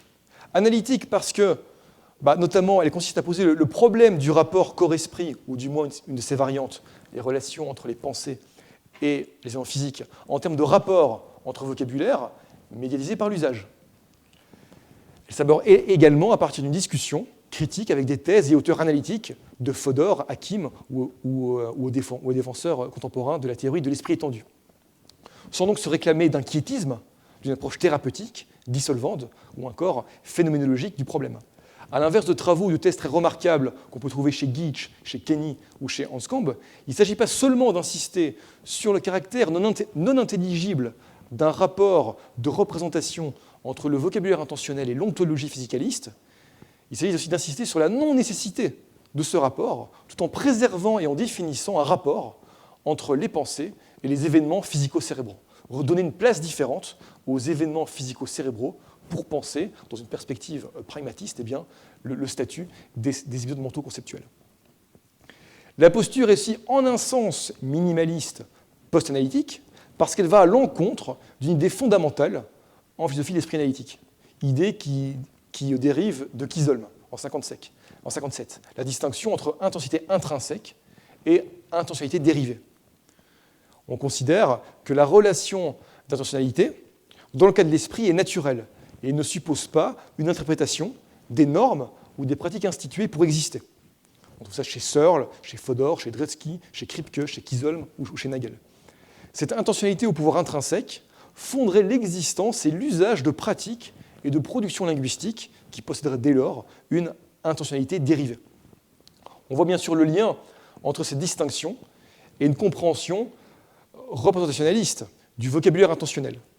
Nos concepts et attributions intentionnelles correspondent à des faits physiques qui posséderaient intrinsèquement un contenu. Des auteurs contemporains comme Davidson, Dennett ou Brandom ont critiqué cette orthodoxie, non pas au nom d'une antécédence du langage sur la pensée, comme on le pense souvent, mais en pensant autrement les rapports entre l'intentionnalité de la pensée et l'interprétation. Mais on peut aussi être plus radicalement pragmatiste. Dewey écrivait déjà en 1930 que c'est l'erreur de placer, c'est le fait de ne pas placer justement les pouvoirs signifiants des signes dans le contexte de l'enquête qui nous amène à faire des signes extérieurs, des espèces d'expressions de signes intérieurs qui auraient le pouvoir magique de signifier quelque chose. Alors, posture pragmatiste aussi pour les ressources. J'ai pu défendre ailleurs l'idée qu'il y avait un externalisme pragmatiste pour penser les opérations cognitives, le raisonnement, la perception, la mémoire. Ici, j'essaye d'aller plus loin en soutenant que dans le cas des épisodes mentaux conceptuels, des pensées, ceux-ci n'ont pas de véhicule matériel, même partiel. Par véhicule, j'entends une structure matérielle qui serait individuable indépendamment de ses propriétés intentionnelles ou indépendamment de l'existence de pratiques d'interprétation. Cela à partir d'un argument qui part de la normativité du jugement. Hilary Putnam récemment a pu défendre une thèse semblable en disant que parler d'esprit, ce n'est pas parler de choses immatérielles, c'est simplement une manière de décrire l'exercice de capacité que nous possédons, qui implique nécessairement des processus cérébraux sans néanmoins s'y réduire. Il s'agit ici de clarifier cette position au moyen d'arguments qu'on trouve notamment chez Dewey, chez Brandom, mais aussi chez Peirce. Alors justement, pour défendre cette voie, je vais partir de Peirce, de deux points liés, que je vais mettre ensemble. Premièrement, la définition du pragmatisme, qui est formulée par Peirce en 1877. Peirce écrit, je pense que cette définition a déjà dû être présentée dans les séances précédentes, considérer quels sont les effets pratiques que nous pensons pouvoir être produits par l'objet de notre conception. La conception de tous ces effets est la conception complète de l'objet. Dit autrement, si vous voulez prendre connaissance du sens d'un concept ou d'un énoncé, alors vous devez définir ses conséquences. Le sens d'un concept ou d'une expression est un ensemble d'énoncés conditionnels dont à chaque fois, l'antécédent mentionne les opérations à effectuer et le conséquent décrit ce que seront les résultats observables si les conditions sont effectives et si l'expression est vraie, ou l'application du concept est correcte. Pour prendre l'exemple de Peirce, lorsque nous disons ou pensons qu'un diamant est dur, le prédicat dur signifie un ensemble indéterminé d'effets que le diamant pourra manifester dans certaines circonstances possibles, non nécessairement effectives ou réalisées dans le passé, le présent et l'avenir. Donc premier point. Deuxième point, l'idée de Peirce selon laquelle le sens n'est jamais dans une pensée. Il se situe dans le processus par lequel une pensée se réfère à un objet via une autre pensée, l'interprétant elle-même se référant à un autre objet via une autre pensée, etc. Penser, c'est notamment inférer chez Peirce. Les relations ne sont jamais hasardeuses ou purement associatives.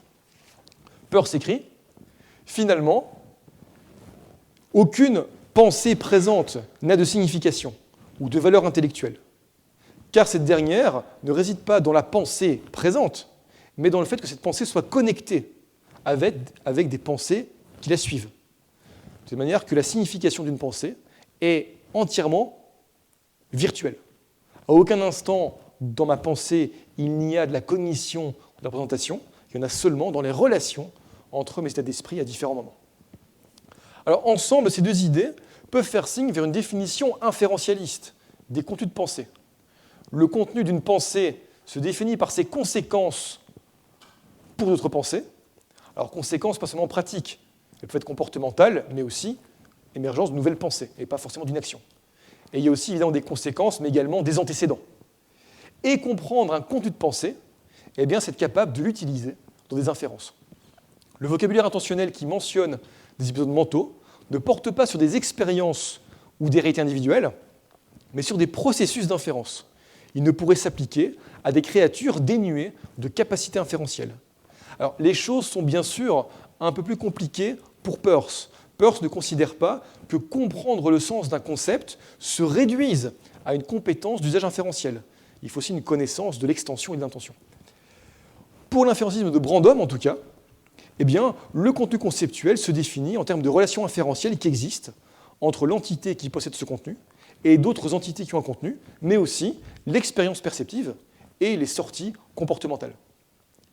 Ces relations inférentielles sont définies en termes d'engagement et de permission, qui sont des statuts normatifs attribués ou hérités dans des pratiques sociales.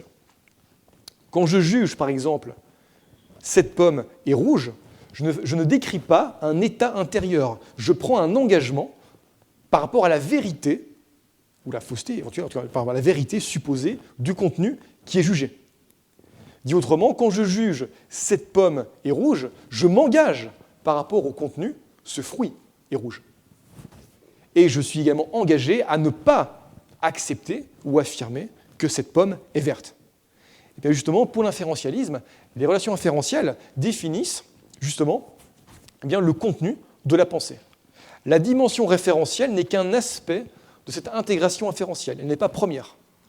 Plus précisément, le contenu conceptuel qui est jugé est constitué par ce que nous faisons implicitement quand nous jugeons, à savoir entreprendre des engagements portant sur les inférences fondamentales qui articulent la nature de ce contenu et qu'idéalement nous devrions accepter, ou du moins ne pas rejeter leur correction lorsqu'on nous questionne à leur sujet. Dit autrement, l'inférentialisme ne dit jamais que pour penser, par exemple, ce chat est noir, on est obligé de penser ce mammifère est noir. Non, simplement, juger ce chat est noir, eh bien, c'est notamment ne pas rejeter la vérité de l'énoncé, ce mammifère est noir.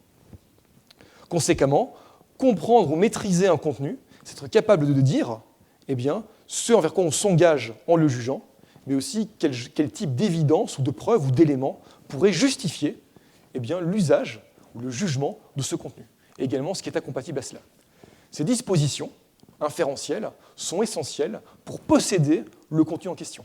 Alors bien sûr, il n'y a pas de nombre défini, éternel ou non contextuel, de mouvements inférentiels qu'il serait nécessaire de faire pour juger le contenu. Tout dépend du contexte d'interprétation ou d'interprétabilité. Ce qui est aussi important, c'est que les pratiques inférentielles ici sont larges et épaisses. Larges parce que d'un côté, elles impliquent la perception et l'action. Épaisses parce que notamment, elles peuvent exploiter des lois naturelles ou des régularités culturelles. Un article de Sellars s'intitule très justement « Les concepts en tant que mobilisant des lois de la nature ». Pour Sellars, mobiliser un concept, c'est être capable d'utiliser ce concept inférentiellement en reflétant ou en exploitant des régularités ou des lois naturelles relatives à l'extension du concept. Donc, pour juger quelque chose, et pour être qualifié de créature jugeante, je vais être en mesure de faire certaines choses, être en mesure de déployer correctement le contenu jugé, suivant des règles d'inférence. Comprendre, saisir ce que l'on pense, c'est connaître pratiquement ce qu'engage ce que l'on pense ou ce qui peut le justifier. Je cite ici Sellars, qui écrivait en 80. On peut imaginer un enfant en train d'apprendre une langue rudimentaire, à partir de laquelle il pourrait percevoir, tirer des inférences et agir. En faisant de cette manière, l'enfant commencerait par prononcer des sons qui ressembleraient à des mots ou à des phrases. Et l'enfant terminerait par prononcer des sons qui seront des mots et des phrases. Nous pourrions utiliser des mots entre parenthèses pour décrire ce que l'enfant fait à chaque étape. Mais ce qui est important, c'est la fin de l'énoncé, la fin de la citation, Sellars dit « C'est seulement quand l'enfant est capable de maîtriser ou de mobiliser les énoncés dans le langage qu'il peut réellement être défini, être décrit comme disant « Ceci est un livre, il ne pleut pas » ou bien tonnerre, éclair, donc tonnerre prochainement. C'est seulement quand l'enfant ou quand la créature est capable de mobiliser les contenus en question.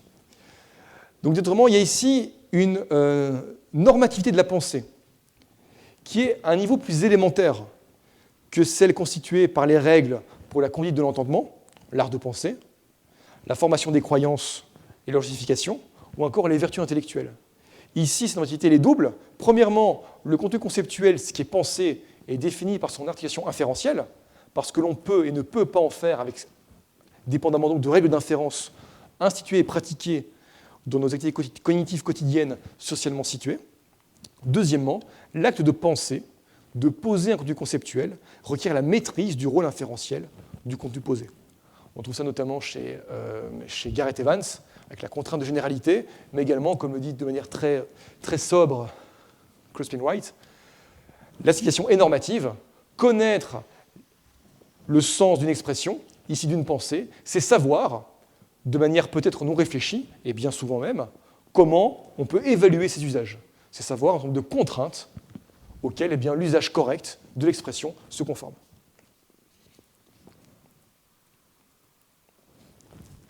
Alors, quelles sont les conséquences de cela pour le jugement, justement ?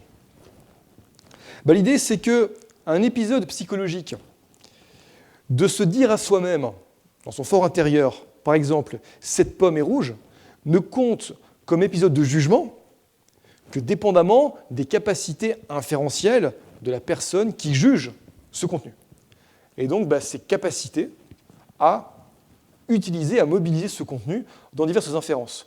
Bien sûr, on ne dit pas ici qu'il est nécessaire de faire des inférences pour penser, c'est nécessaire de pouvoir faire des inférences pour penser.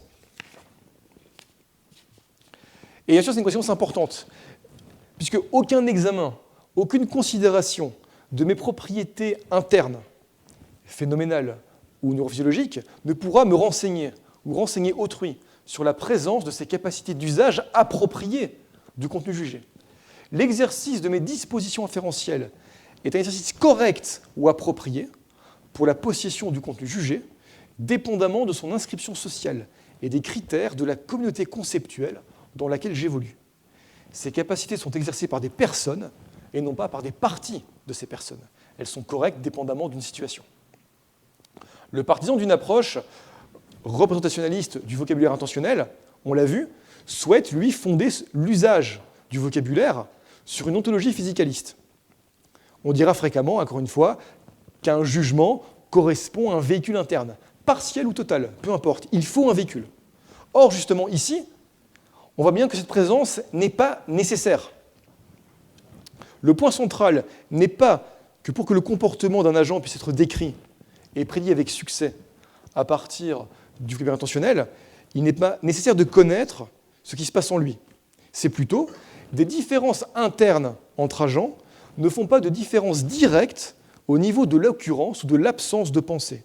Elles influencent certes les dispositions comportementales à partir desquelles les pensées sont attribuées, mais elles n'en font pas des dispositions correctement ou incorrectement exercées.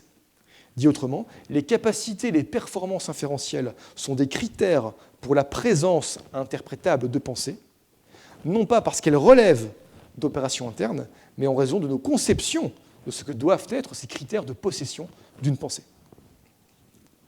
Dit autrement, à lui seul, l'absence ou la présence d'un événement cérébral ne peut constituer un engagement envers un contenu. Cet engagement étant défini et attribué relationnellement à partir des compétences appropriées de la personne dans des pratiques sociales. Évidemment, des événements neuronaux sont parmi les, de manière centrale évidemment, sont parmi les causes mécaniques de la production de comportements inférentiels, ou sont parmi les causes centrales de la possession de dispositions inférentielles.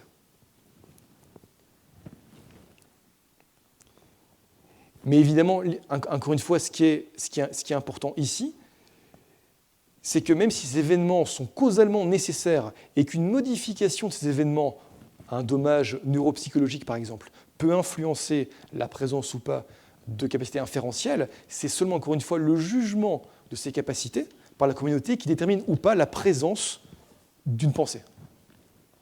Encore une fois, il arrive que des dommages neuropsychologiques causent des déficiences comportementales qui peuvent être comprises comme des déficiences inférentielles, mais ce qui cause la déficience ne constitue pas directement la correction ou l'incorrection du comportement déficient à partir duquel nous allons attribuer ou pas des pensées. Dit autrement, l'incapacité inférentielle de l'aphasique est compatible avec le fait qu'il ait des pensées. Non pas parce que ces pensées peuvent exister de manière élémentaire à elles seules, mais plutôt parce qu'il n'y a de pensée qu'à partir d'un comportement qui est reconnu comme correct ou incorrect dans une communauté. Si nous savons qu'un individu a subi un dommage qui a provoqué une déficience inférentielle, souvent c'est suffisant pour néanmoins toujours lui attribuer des pensées indépendamment de ses incapacités comportementales.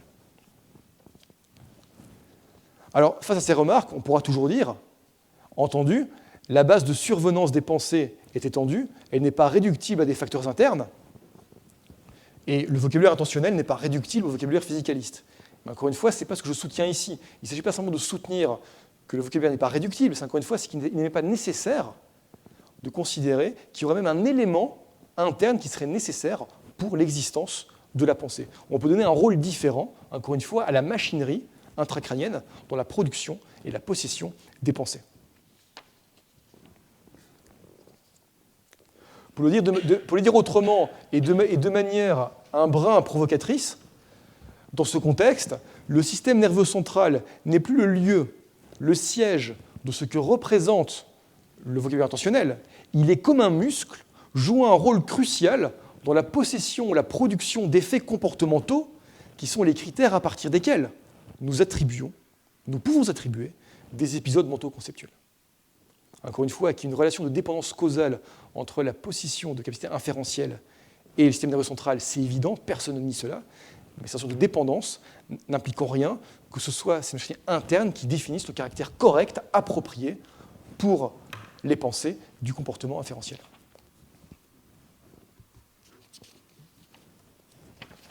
Donc l'idée ici, c'est que les épisodes mentaux conceptuels surviennent sur des comportements inférentiels, des manières d'agir, des dispositions à dire, qui sont enchâssées, individuées et évaluables comme étant appropriées ou non dans un environnement de pratique linguistique. La survenance ici n'est pas l'identité, ce n'est pas non plus la réalisation.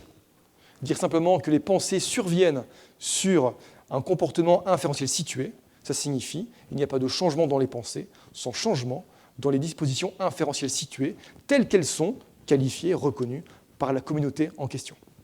Et autrement, ce n'est pas non plus du behaviorisme. Encore une fois, les comportements, les dispositions inférentielles dépendent de manière causale d'une machinerie intracrânienne, mais la dépendance causale entre ce comportement et les phénomènes cérébraux n'implique en rien que les épisodes mentaux eux-mêmes sont réalisés ou surviennent même partiellement sur cette machinerie intracrânienne. Alors que sont justement ici les entités présentes dans le vocabulaire intentionnel et les pensées?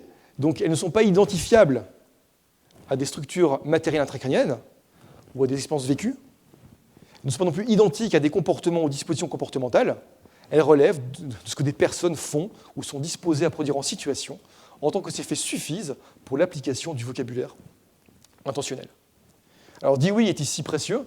Alors, je cite ici un extrait d'un texte de Dewey qui a été publié l'an passé, qui a été redécouvert, un texte de 1947, texte dans lequel Dewey écrit « Pour autant que nous considérions les animaux situés en dessous de l'humain, il n'y a pas de problème. Ben oui, pour accepter que le cerveau est un organe du comportement adaptatif. C'est seulement quand on en vient à l'homme qu'on considère que le cerveau est plus que cela. On en fait principalement ou exclusivement l'organe de la connaissance, ou encore le siège de l'esprit. Mais quand nous considérons le corps et le système nerveux pour ce qu'ils sont, dit oui, à savoir des organes de ordre vital, eh bien, le problème n'est plus de savoir comment de la matière interne pourrait donner naissance à de l'esprit, le véhiculer ou le rendre efficace, ou comment les volitions psychiques pourraient mouvoir les muscles. C'est simplement de savoir eh bien, quel est le rôle joué par cet organe cérébral dans l'économie du comportement humain. Donc nous avons à la fois ici cette critique de l'idée du cerveau comme siège de l'esprit, avec la nécessité de repenser scientifiquement le rôle des processus cérébraux. Dit autrement, c'est un naturisme culturel, mais qui repense le statut et le rôle des neurosciences. Alors bien évidemment, une conséquence de cette thèse, et je finirai par là, est aussi de nous obliger à repenser la causalité mentale. Faut-il y renoncer? En même temps, d'un point de vue réaliste, les perspectives sont plutôt négatives. Généralement, si on soutient que les pensées sont réalisées principalement ou exclusivement dans des véhicules intracrâniens, on doit expliquer justement en quoi les propriétés intentionnelles de ces pensées sont reflétées au niveau des véhicules intracrâniens. Et justement, en général, on n'y arrive pas. Justement, on rencontre le problème de l'épiphénoménisme ou alors de l'explication causale, comme Kim l'a montré de manière remarquable. Il s'agirait ici, pour repenser la causalité mentale, de penser d'abord la causalité mentale telle qu'elle existe dans nos vocabulaires, justement. Sans évidemment supposer ou soutenir que la causalité n'est que vocabulaire, mais en tout cas ici, la causalité mentale pourrait d'abord exister, encore une fois, au niveau de nos prédictions et stratégies d'explication du comportement. Les explications mentalistes ont des pouvoirs causaux. L'usage du vocabulaire intentionnel donne des pouvoirs prédictifs à quelqu'un, sans qu'elle capture nécessairement des événements consistants dans des chocs ou interactions entre choses matérielles.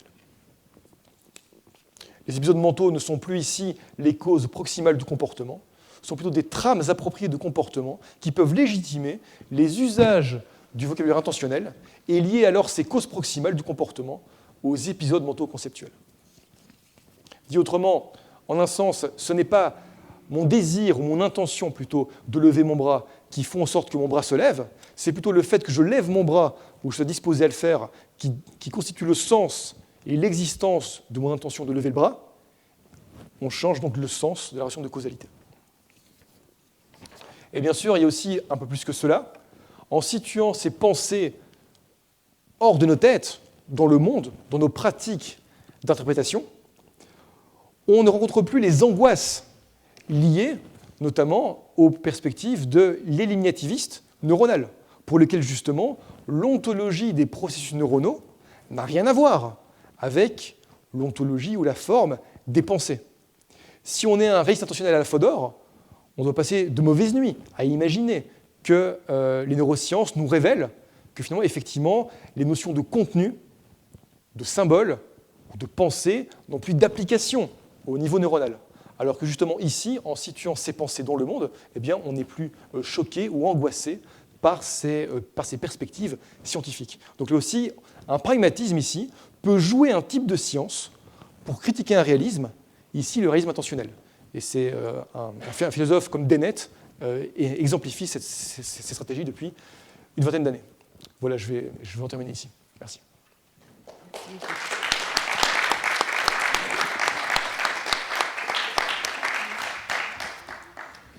Merci beaucoup Pierre pour cet exposé très très riche et aussi très, très personnel en un sens, parce que vous avez essayé à la fois de retracer l'histoire, une histoire du XXe siècle qui est quand même déjà très très riche, et en même temps de proposer votre propre approche pragmatiste, et c'est tout à fait l'objectif justement du séminaire, d'essayer de voir comment on peut,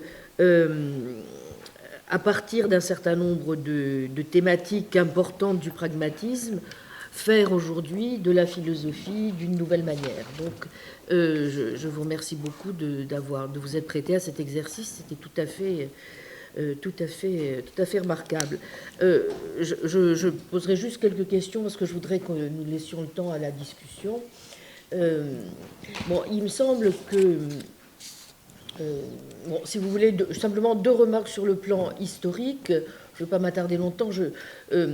Vous avez certainement raison sur le plan des qualificatifs tels qu'ils sont introduits, analytiques, post-analytiques, etc.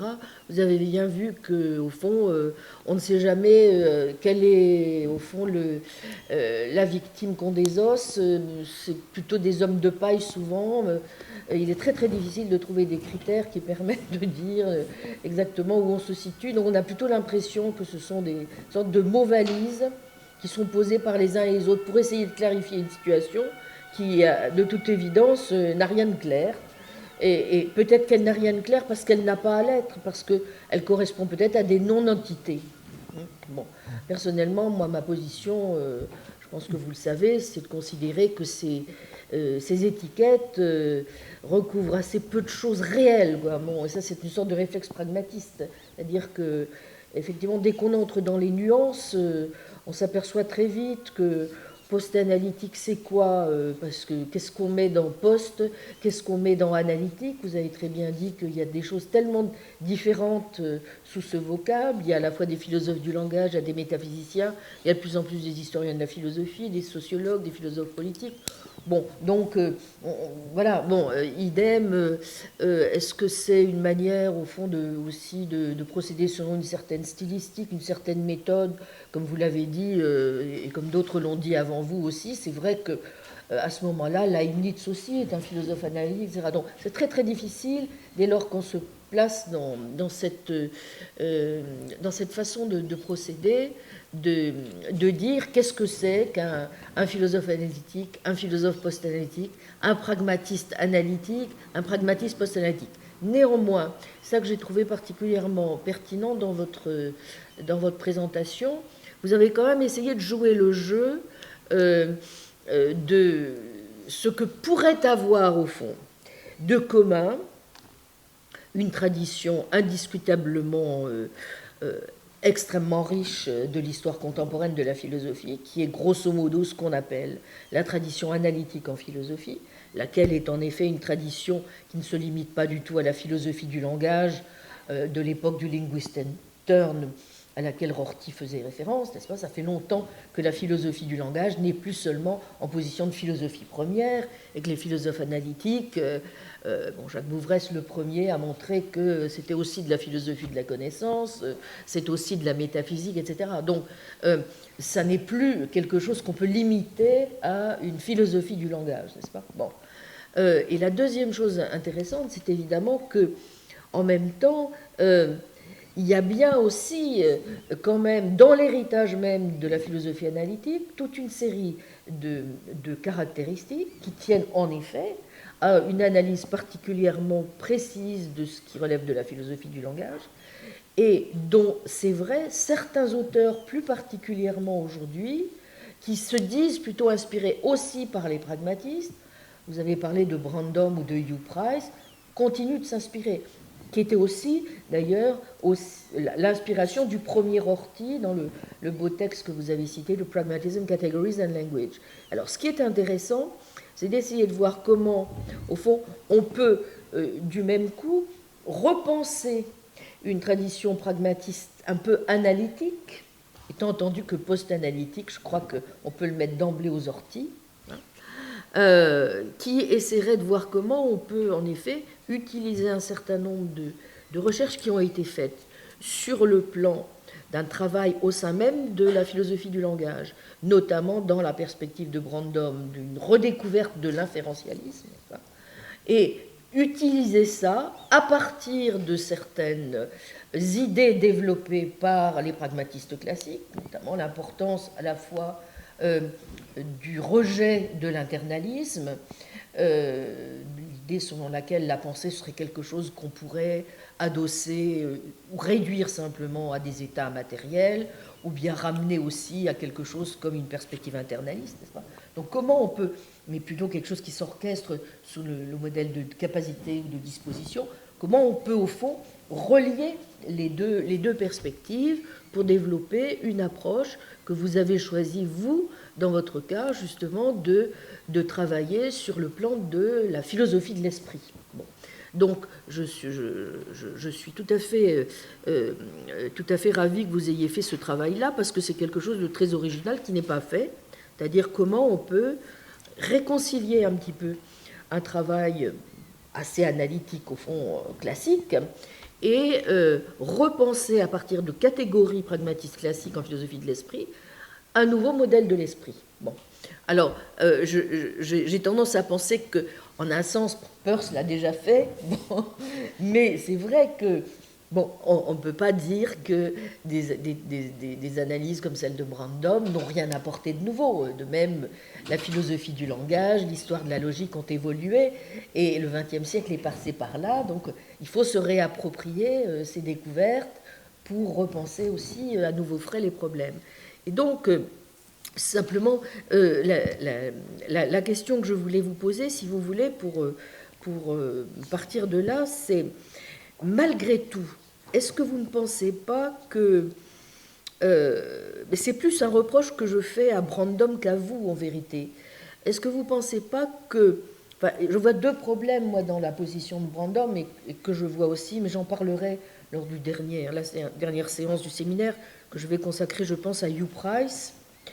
Il me semble que, si vous voulez, les deux accents qui sont mis aussi bien par Brandom que par Price, à la fois dans le cas de Brandom, sur le cas de l'inférentialisme et de l'importance de la normativité, n'est-ce pas, et dans le cas de Price, sur la critique du représentationnalisme, à la fois me paraissent justes et en même temps, souvent, un petit peu des non-starters. Je m'explique, c'est-à-dire que si pour parler en termes de brandomien, on considère par exemple qu'il y a du normatif partout. Vous voyez? Bon, qu'est-ce qui va à ce moment-là permettre d'ancrer les normes? Bon, comment est-ce qu'on va distinguer ce à quoi il me semble qu'un pragmatiste bien pensé doit quand même rester attentif, ce qui est de l'ordre du normatif et ce qui est de l'ordre du naturel. C'est-à-dire, comment est-ce que malgré tout, vous gardez une forme de naturalisme dont je pense qu'il est relativement indissociable, vous voyez, d'une perspective pragmatiste intéressante. Bon, ça c'est ma première question.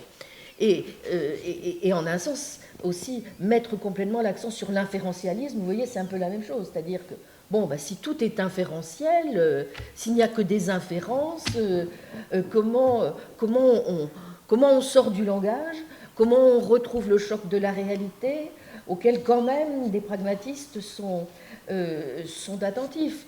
Vous avez parlé de l'hégélianisme systématique de Brandom, je vois quand même un sacré problème dans ce modèle holiste, vous voyez, qui est celui de Brandom, et je me demande si vous satisfait complètement. Bon, vous voyez, bon, idem sur le plan de ce que vous récupérez de la critique de l'antireprésentationnisme de Hugh Price. C'est un peu la même chose. Bon, moi j'en parlerai. Finalement, ce qui manque dans les deux cas, quand même, c'est une perspective un petit peu plus réaliste. N'est-ce pas ? Comme par hasard, Hugh Price est de plus en plus aussi fidèle à une forme d'antiréalisme, vous voyez ? Et donc, si c'est pour... si vous voulez, on élimine en effet ce qu'il faut éliminer, des vieilles chimères comme la représentation, des vieilles chimères comme le mythe de l'intériorité, des vieilles chimères aussi comme une forme de matérialisme réductionniste, pour retomber quand même dans des formes d'antiréalisme, de normativisme intensif, est-ce qu'on n'a pas quand même aussi perdu quelque chose du pragmatisme lui-même, vous voyez, et qu'on n'a pas un peu trop tendance à faire que le pragmatisme devienne une forme finalement assez dérivée de l'hégélianisme. Voilà. Donc, c'est ça un petit peu ma question. Comment vous... Voilà, vous voyez, ouais, c'est ça le point. Okay, bah écoutez, merci pour ces commentaires et ces deux questions qui sont redoutables, en effet.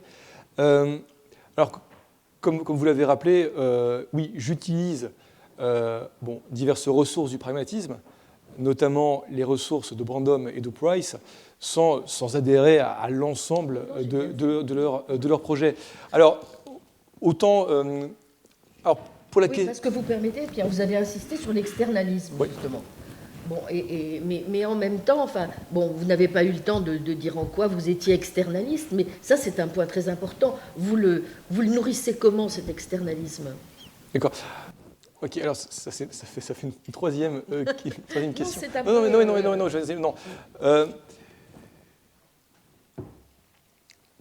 Disons que, encore une fois, donc vous l'avez rappelé, mais donc je dois quand même séparer mon projet, la recherche présentée ici, d'engagements généraux massifs qu'on peut trouver chez Brandom ou chez Price. Je ne me considère pas comme un antiréaliste. Je défends une stratégie antiréaliste, en un certain sens, au niveau des épisodes mentaux. Je considère que ça permet, paradoxalement, mais encore une fois, on se cantonne seulement là, au registre de l'esprit. Je pense que paradoxalement, le réalisme intentionnel, justement, nous fait perdre la réalité du mental, en rencontrant le problème, à mon sens crucial, de l'épiphénoménalisme. Et donc, à mon sens, voilà, donc on est mal parti de ce côté-là. Donc, allons voir dans une stratégie plutôt antiréaliste, qui, à mon sens, en insistant, comme je l'ai évoqué... Pourquoi est-ce qu'elle est nécessairement antiréaliste ? Par sa critique du réalisme. Intentionnel. Exactement. Mais à partir du moment où vous introduisez les dispositions et les capacités... Absolument. Et surtout, j'insiste bien, que les inférences ici, elles sont épaisses et larges. D'accord. Les inférences, ce n'est pas seulement des concepts, du raisonnement, et elles sont épaisses. C'est un inférentialisme quand même très différent de celui de Brandom. Oui, tout à fait. Et surtout, je pense qu'il est tout à fait compatible, mais ça, Brandom le remarque, avec un réalisme nomologique, par exemple, pour penser les concepts. Donc je pense que là, on peut penser ça. Je pense aussi que ce qui est important, c'est d'arriver à articuler ces positions en philosophie de l'esprit à des positions en philosophie de la cognition, qui, elles, justement, plus en plus défendent des positions externalistes du véhicule assez importantes, qui aussi permettent de montrer en quoi les inférences, c'est quelque chose qui s'apprend, qui se pratique, qui se justifie, à chaque fois, dans un rapport au monde, qui peut être le rapport premier, qui peut définir un réalisme. Votre inactivisme, là. Voilà, c'est ça. Voilà. C'est ça. Donc, j'ai pas pu en parler aujourd'hui, faute de temps, mais c'est comme ça, j'articule la chose. Donc, c'est pour ça que je penserais ce réalisme et qui, justement, parvient à mieux comprendre la réalité du mental en la situant, justement, dans nos pratiques qui ne sont pas uniquement des pratiques linguistiques ou inférentielles. Alors, bien sûr, ce sont des précisions. Tout ça demanderait à être évidemment située. Voilà, tout ça. Oui, tout à fait. Et justement, et parlant, on rejoint aussi la question d'une forme de naturalisme. C'est un naturalisme, mais qui ne doit pas être vu comme dangereux pour les humains. Voilà, c'est un mode d'enquête. Voilà, un mode d'enquête sur la cognition. Merci. Très bien. Bon, me voilà rassuré. Vous n'êtes pas trop égayé. Non, c'est. Bien, donc je vous laisse là. Excusez-moi, j'ai pris beaucoup de temps.